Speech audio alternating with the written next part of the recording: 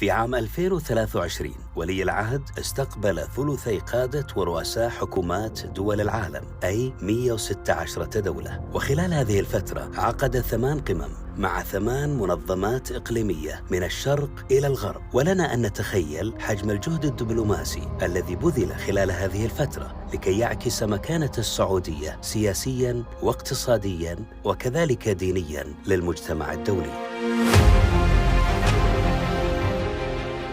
نؤكد لدول الجوار والأصدقاء في الغرب والشرق أننا ماضون للسلام والخير والتعاون والبناء بما يحقق مصالح شعوبنا ويصون حقوق أمتنا، وأننا لن نسمح بأن تتحول منطقتنا ميدانا للصراعات.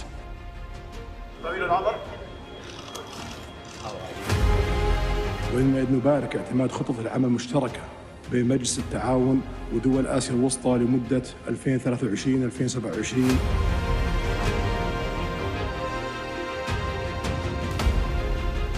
نسعد بعقد القمة التي تأتي تكريساً لعلاقات الصداقة والتعاون بين دول مجلس التعاون الخليجي العربية ودول رابطة الآسيان. تحرص المملكة والدول الأفريقية على تعزيز التعاون بما يسهم في إرساء الأمن والسلام في المنطقة والعالم أجمع. تؤكد المملكة رفضها القاطع لاستمرار العدوان والاحتلال والتهجير القسري لسكان غزة، كما تؤكد تحميل سلطات الاحتلال مسؤولية الجرائم المرتكبة بحق الشعب الفلسطيني ومقدراته.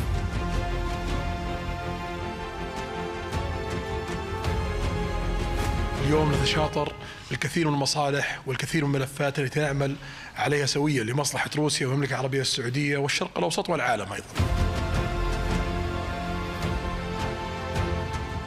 نسأل الله أن يكلل جهودنا بالتوفيق لتحقيق تطلعات ملك عظيم لشعب عظيم يسكن وطنا عظيما اسمه المملكة العربية السعودية.